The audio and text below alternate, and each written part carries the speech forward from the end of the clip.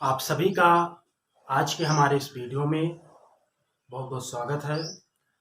आज मैं आप लोगों के बीच में पोस्ट ऑफिस में जो 38,926 पदों के लिए जो भर्ती निकाली गई है उसके बारे में संपूर्ण डिटेल में आप लोगों को जानकारी देना चाहूँगा। और मेरा इस वीडियो को बनाने का उद्देश्य ये है कि आप लोगों को जो भर्ती निकाली गई है जीडीएस के पदों के लिए उसमें सही ढंग से आप लोगों को जानकारी प्राप्त हो, क्योंकि बहुत सारे वीडियोज यूट्यूब पर ऐसे भी हैं जिनमें गलत जानकारियां आप लोगों को दी जा रही हैं, चाहे वो सैलरी के बारे में हो, चाहे वो वर्क के बारे में हो। तो मैंने बहुत सारे वीडियोज यूट्यूब पर देखे जिनमें बहुत सारे फेक जानकारी आप लोगों को दी जा रही हैं, और मैं आप लोगों को इस वजह से फैक्ट जानकारी दूंगा क्योंकि मैं एक कर्मचारी हूं पोस्ट ऑफिस में। इस वजह से मैं आप लोगों को संपूर्ण जानकारी बहुत ही डिटेल में और सत्य पर आधारित सत्य आप लोगों को बताऊंगा। तो सबसे पहली चीज़ जो आप लोगों की ये भर्ती निकाली गई है ये 38,926 पदों के लिए है। लेकिन बहुत सारे यूट्यूबर ये बोल रहे हैं कि ये बहुत ही बड़ी भर्ती है और बहुत सारे स्टूडेंट जो है ये समझ रहे हैं कि इसमें हमारा सिलेक्शन हो जाएगा और बहुत ज़्यादा भर्ती आई हुई है। तो ऐसा बिल्कुल भी नहीं है, ये बहुत ही बड़ी वैकेंसी बिल्कुल भी नहीं है, क्योंकि ये जो भर्ती 38,926 पदों के लिए है ये सभी 23 राज्यों के लिए है। भारत के ये 23 राज्यों के लिए भर्ती निकाली गई है। जब हम 38,926 पद को 23 राज्यों में अलग अलग विभाजित कर देंगे तो ऐसी कंडीशन में जो हमारी भर्ती है राज्य के अनुसार से देखी जाएगी तो बहुत ही छोटी हो जाएगी। तो इससे पहले भी इससे बड़ी भर्ती निकाली गई हैं, लेकिन इससे पहले क्या होता था कि जो पोस्ट आते थे वो अलग अलग हर राज्य के लिए बंट करके विभाजित हो करके आते थे। लेकिन इस बार की जो भर्ती है वो सभी राज्यों के लिए एक साथ में जोड़ करके पोस्ट वाइज निकाली गई है। तो इस वजह से आप लोगों को जो संख्या दिखाई पड़ती है ये 38,926 दिखाई पड़ रही है, जबकि ये बहुत ही बड़ी संख्या भले है, लेकिन ये अगर देखा जाए तो बहुत ही छोटी भर्ती है, बहुत ही बड़ी भर्ती बिल्कुल भी नहीं है। क्योंकि इससे पहले भी जब अलग अलग राज्य के हिसाब से भर्ती निकाली जाती थी तो उत्तर प्रदेश में कभी 4200 पद रहते थे, कभी 3700-3800 पद रहते थे, और इस बार देखा जाए तो 2500 के समथिंग पद जो है यूपी के लिए है। तो ये बहुत ही बड़ी भर्ती बिल्कुल भी नहीं है। बस समझने वाली बात ये है कि ये जो 38,926 पद है ये 23 राज्यों के लिए है। और मैं ये बताना चाहूँगा कि इसका जो अप्लाई ऑनलाइन जो स्टार्ट हुआ है ये 2 मई से स्टार्ट हो चुका है और ये चलेगा 5 जून तक। कहने का मतलब आप लोगों को 1 महीने 3 दिन का टाइम मिलेगा फॉर्म अप्लाई करने के लिए। और मैं ऐसे स्टूडेंट्स को बताऊंगा जिनका हाई स्कूल में 90 के एबव परसेंटेज बना हुआ है। ऐसे बच्चे अगर जीडीएस में नौकरी करना चाहते हैं तो ज़रूर से ज़रूर फॉर्म अप्लाई करें। और अगर इसमें जो है 10 से 20 किलोमीटर की रेंज में अगर आप लोगों का घर पड़ता है और ऑफिस आपकी पड़ती है तो उन बच्चों के लिए सबसे बेहतर है। और इसमें क्या होता है कि आप लोगों को 4 से 5 घंटे वर्क करना रहता है, उसके बाद में आप कोई भी काम कर सकते हैं अगर आपका घर आपके ऑफिस से नज़दीक है तो ये बेहतर चीज़ है, कोई इसमें दिक्कत नहीं है। आप लोग फॉर्म अप्लाई करिए और ऐसे बच्चे जिनका 90 के एबव है वो तो ज़रूर ही फॉर्म अप्लाई करें। तो दूसरी चीज़ इसमें यह है कि आप लोगों का जो फीस है, फीस ये ओबीसी और जनरल के लिए 100 रुपये है, बाकी एससी के लिए, एसटी के लिए और फीमेल के लिए कोई भी शुल्क आप लोगों को नहीं जमा करना है। अगली चीज़ इसमें है योग्यता। इसमें क्या होनी चाहिए? योग्यता सबसे पहली चीज़ इसमें है कि योग्यता जो आप लोगों की है ये हाई स्कूल पास होनी चाहिए, और आप लोगों का हाई स्कूल में इंग्लिश सब्जेक्ट होना चाहिए और मैथ सब्जेक्ट होना चाहिए, तभी आप लोग अप्लाई कर सकते हैं। ऐसे बच्चे जिनके पास हाई स्कूल की मार्कशीट तो है लेकिन उन्होंने हाई स्कूल में इंग्लिश और मैथमेटिक्स नहीं लिया था तो ऐसे बच्चे बिल्कुल भी योग्य नहीं हैं। फिर अगली चीज़ आप लोगों के लिए यह है एनी कंप्यूटर सर्टिफिकेट। कहने का मतलब आपके पास में कंप्यूटर का कोई ना कोई सर्टिफिकेट होना ज़रूरी है, चाहे वो सर्टिफिकेट 60 दिन का हो, चाहे वो सर्टिफिकेट CCC का हो, चाहे वो सर्टिफिकेट O लेवल का हो, कोई भी कंप्यूटर का सर्टिफिकेट आप लोगों को लगाना पड़ेगा। तो ऐसे बच्चे जिनके पास में कंप्यूटर का कोई सर्टिफिकेट नहीं है, उनको किसी संस्थान से अप्लाई करके बनवा लेना चाहिए, या फिर जिन बच्चों के पास में CCC है उनके लिए सबसे बेहतर है। जिन बच्चों के पास में O लेवल का सर्टिफिकेट है उनके लिए भी कुछ नहीं करना, उनके लिए भी बेहतर है। फिर हम लोग आगे बढ़ते हैं, देखते हैं एज लिमिट इसमें जो है 18 साल से लेकर के 40 साल के बीच में होनी चाहिए, और OBC बच्चों को 3 साल की छूट दी जाएगी, और SC और ST के बच्चों को 5 साल की छूट दी जाएगी। फिर अगली बात इसमें जो है, ये आप लोगों का जो रिजल्ट है ये 15 नवंबर तक लगभग आने की पूरी उम्मीद है। तो आप लोगों का जो रिजल्ट है ये 15 नवंबर तक जरूर से जरूर आ जाएगा। तो इतनी चीज़ आप लोगों को समझने की ज़रूरत है कि ये जो भर्ती निकाली गई है, ये भर्ती 23 राज्यों के लिए है, भारत के 23 राज्यों के लिए है, और 23 राज्यों का कुल जो पद है वो है 38,926। जब 38,926 को अलग अलग हम 23 राज्यों में बांट देंगे तो आप लोगों का जो राज्य वाइज भर्ती होगा ये बहुत ही छोटा हो जाएगा। जो आपके पोस्ट आप लोगों को 38,926 दिखाई पड़ते हैं, इनको जब हम लोग 23 राज्यों में अलग अलग बांट देंगे, विभाजित कर देंगे, तो ऐसी कंडीशन में आप लोगों के लिए जो भर्ती है ये बहुत ही छोटी हो जाएगी।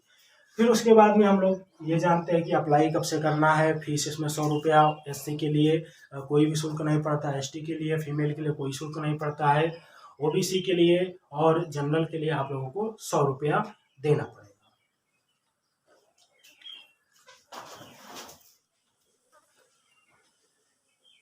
अब हम लोग आगे बढ़ते हैं और डिस्कस करेंगे कि GDS की जो फर्स्ट सैलरी होती है वो कितनी होती है।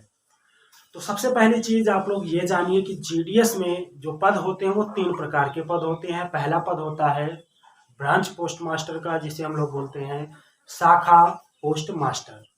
दूसरा पद जो होता है ये होता है ABPM का असिस्टेंट ब्रांच पोस्ट मास्टर, जिसका फुल फॉर्म होता है हिंदी में सहायक शाखा पोस्ट मास्टर। फिर उसके बाद में जो तीसरा पद है इसे हम लोग बोलते हैं डाक सेवक। तो डाक सेवक को हम लोग डाक सेवक ही कहेंगे, और ABPM को हिंदी में बोला जाता है सहायक शाखा पोस्ट मास्टर, और BPM को बोला जाता है शाखा पोस्ट मास्टर। तो GDS में 3 प्रकार के पद होते हैं, branch post master, assistant branch post master और डाक सेवक का। तो इन तीनों लोगों की सैलरी जो होती है वो अलग अलग होती है, और अलग अलग प्रकार से TR से भी लगाया जाता है। TR से इसमें 2 प्रकार से लगाया जाता है, एक लगाया जाता है 4 घंटे कर्मचारियों के लिए, और एक लगाया जाता है 5 घंटों के कर्मचारियों के लिए। तो ऐसी कंडीशन में हम लोग यहाँ पर सैलरी के बारे में अच्छे से डिस्कस करेंगे कि जब बच्चे सिलेक्ट हो जाएंगे, ऐसी कंडीशन में जब उनकी पहली सैलरी आएगी वो कितनी आएगी, इसके बारे में हम लोग डिस्कस करने वाले हैं।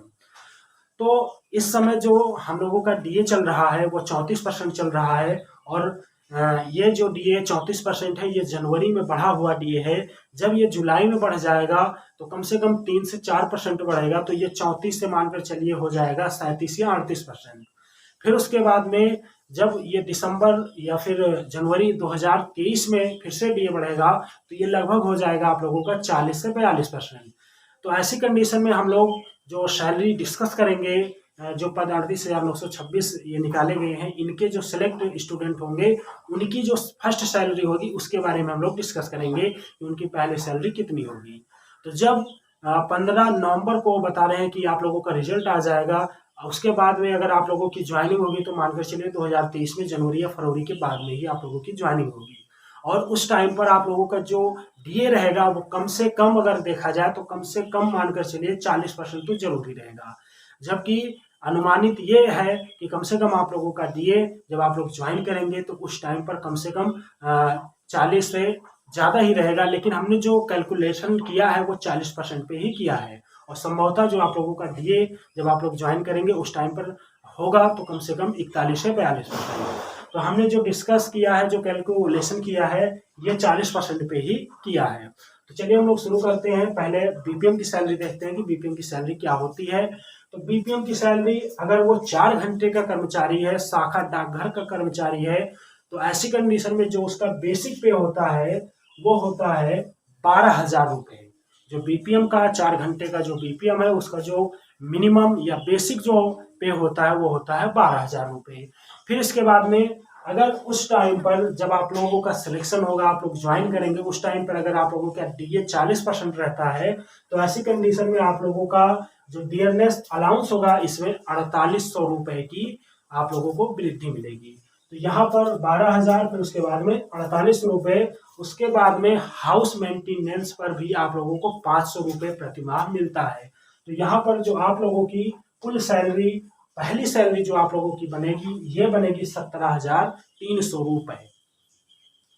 और यहाँ पर जो 17,300 रुपये है इसमें से 50 रुपये आपके डाक खाने को कटता है, क्योंकि आप लोग एक कर्मचारी होने के साथ साथ डाक खाने के, पोस्ट ऑफिस के एजेंट भी होते हैं। तो हर महीने 50 रुपये आपकी सैलरी में से कट जाएगा। यानी जो आप लोगों की फर्स्ट सैलरी मिलेगी वो मिलेगी 17,000। जो फर्स्ट सैलरी आप लोगों को मिलेगी ये मिलेगी 17,250 रुपये। फिर इसके बाद में हम लोग बीपीएम 5 घंटे के जो होते हैं उनके सैलरी के बारे में डिस्कस करेंगे। तो जो बीपीएम होते हैं वो 5 घंटे के कर्मचारी अगर हैं तो उनका बेसिक पे जो होता है वो 14,500 रुपये होता है। और उनका जब डीए 40% लगेगा तो ये हो जाएगा 5800 रुपया, प्लस उसके बाद में हाउस मेंटेनेंस का 500 रुपया। कुल मिलाकर के जो आपकी पहली सैलरी होगी वो 20,800 रुपये होगी। और इसमें से 50 रुपये आपका एजेंट के लिए काट लिया जाएगा। तो ये आपको जो फर्स्ट सैलरी मिलेगी ये मिलेगी 20,750 रुपये। फिर हम लोग आगे बढ़ते हैं, देखते हैं कि एबीपीएम और डाक सेवक की सैलरी क्या होती है। तो मैं आप लोगों को यह बताना चाहता हूं कि एबीपीएम और डाक सेवक ये दोनों की सैलरी लगभग इक्वल होती है। बस केवल जो 4 घंटे के कर्मचारी होते हैं उनका थोड़ा सैलरी कम होती है और जो 5 घंटे के होते हैं उनकी सैलरी ज़्यादा होती है।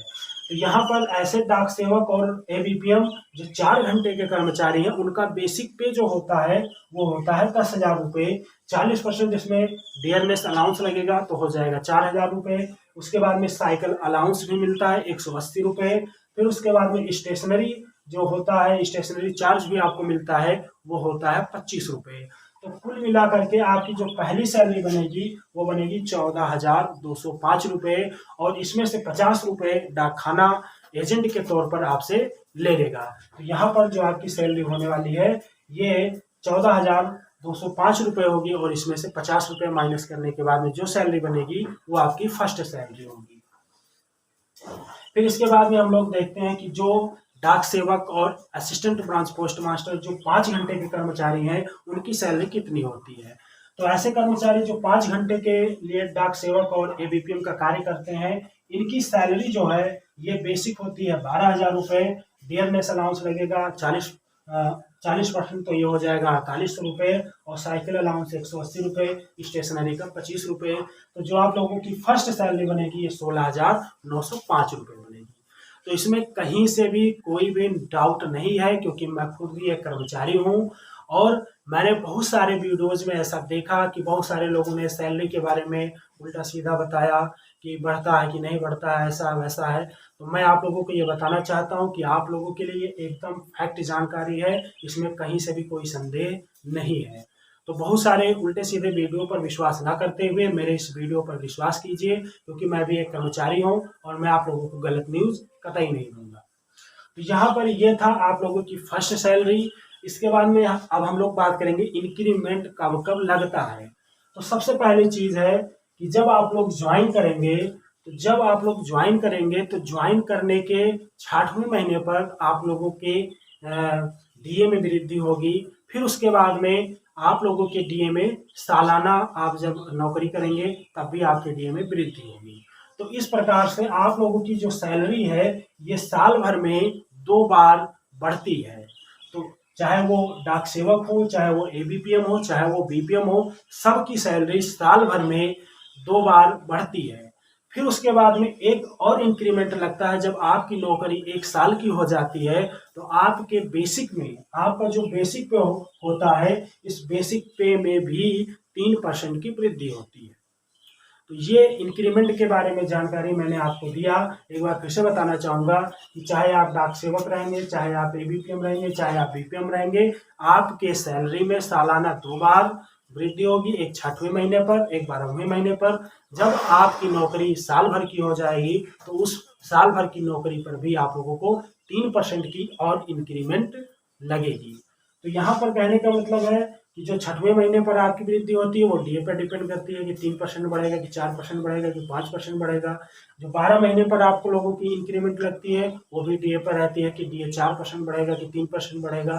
तो जितना आप लोगों का डीए बढ़ता है उतना आप लोगों को 6 महीने पर और 12वें महीने पर बढ़ करके आप लोगों को सैलरी मिलेगी। और जब आप लोगों की सैलरी जब आप लोगों की नौकरी 1 साल की हो जाती है तो ऐसी कंडीशन में आपका जो बेसिक पे है इस बेसिक पे में भी वृद्धि हो जाती है 3% की। तो मैं समझता हूँ कि आप लोगों को बहुत ही आसान तरीके से, बहुत ही बेहतर तरीके से सभी चीज़ों के बारे में जानकारी मिली होगी। और इसमें अभी हम लोग वर्क के बारे में डिस्कस करेंगे कि डाक सेवक का कार्य क्या होता है, एबीपीएम का कार्य क्या होता है और पीपीएम का कार्य क्या होता है। तो चलिए हम लोग शुरू करते हैं अपने वीडियो को और आगे बढ़ाते हैं और वर्क के बारे में डिस्कस करते हैं कि वर्क क्या क्या होता है।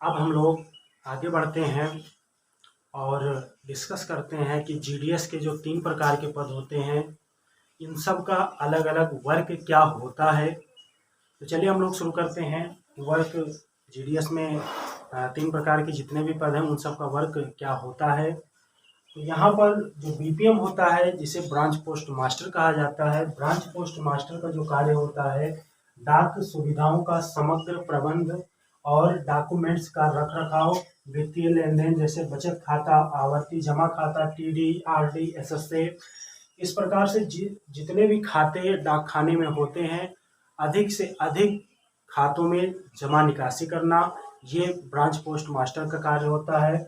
और डाक सुविधाओं का समग्र प्रबंध, जितनी भी डाक आती है उनका प्रबंध करना, उनका डाटा अपने जो है रिकॉर्ड बुक में लिखना, ये सारे काम जो होते हैं वो ब्रांच पोस्ट मास्टर के होते हैं। फिर इसके बाद में जो होता है विभागीय डिवाइस की सुरक्षा। तो यहाँ पर जो सरकार के द्वारा डाक विभाग को जो मशीन प्रदान की गई है या बीपीएम के पास में जो मशीन होती है, जो डिवाइस होती है, उन सबको बेहतर रखना, उन सब की सुरक्षा करना भी बीपीएम का कार्य होता है। अपने ऑफिस में चोरी आदि ना होने पाए इसका भी प्रबंध जो है बीपीएम को करना होता है, इसकी भी देखभाल करनी होती है। तो यहाँ पर शाखा डाकघर के अधिकतर जो जमा निकासी के कार्य होते हैं, डॉक्यूमेंट्स की सुरक्षा के काम होते हैं, ये सारे काम जो होते हैं वो सब बीपीएम के पास होते हैं। अब अगला है ABPM assistant branch post master. इनका कार्य क्या होता है? इनका कार्य होता है डाक टिकट, ये सब डाक टिकट बांटने का काम भी करते हैं। और उसके बाद में वित्तीय लेन देन भी इनके काम में आता है, भुगतान करना भी, स्टेशनरी आदि का जो भी काम होता है वो एबीपीएम के अंतर्गत आता है। और लेखन सामग्री को मेंटेन रखना भी एबीपीएम का कार्य होता है। फिर उसके बाद में इंडिया पोस्ट पेमेंट बैंक के सभी लेन देन, एक इंडिया पोस्ट पेमेंट बैंक होता है जो पोस्ट ऑफिस का बैंक है, उसका जितना भी लेन देन होता है वो सभी एबीपीएम को करना होता है। अब आप लोगों को मैं ये बताना चाहूँगा कि लेन देन किस प्रकार से आईपीपीबी से होता है। तो आईपीपीबी जो इंडिया पोस्ट ऑफिस का जो ब्रांच होता है, बैंकीय जो ब्रांच होता है, ये एबीपीएम को एक मोबाइल प्रदान कराता है, चाहे वो सैमसंग का, चाहे वो मोटरोला का कोई भी सेट, जैसे सैमसंग का सेट हो या पैनासोनिक का सेट हो या जैसे ये मेट्रोला का सेट है।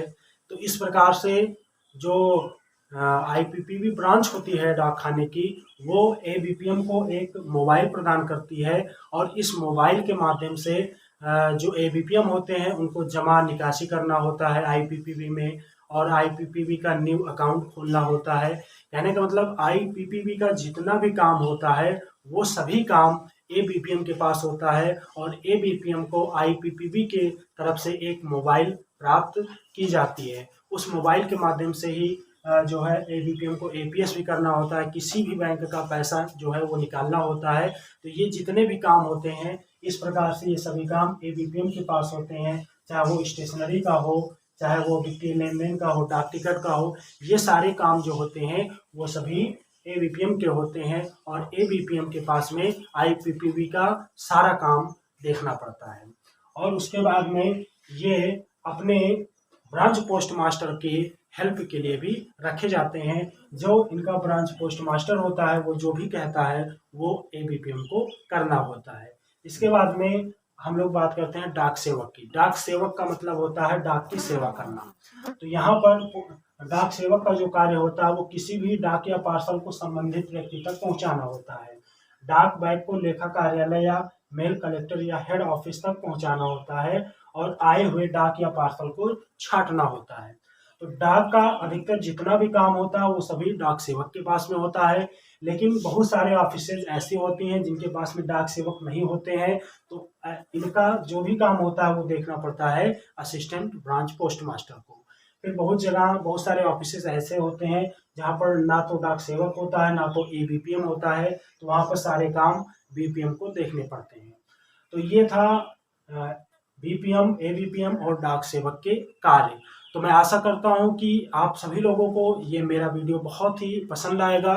अगर आप लोगों को कहीं से भी डाउट हो तो प्लीज़ मेरे वीडियो में कमेंट करिएगा। मैं आप लोगों को दूसरे वीडियो के माध्यम से सारी डिटेल आप लोगों को बताऊंगा। और मैंने जितना भी कुछ बताया ये सभी फैक्ट हैं, बिल्कुल भी फैक्ट है, कोई भी संदेह वाली बात नहीं है। तो चलिए मैं अब इतने पर ही अपने वीडियो को ख़त्म करते हैं। आप सभी को ढेर सारी शुभकामनाएं।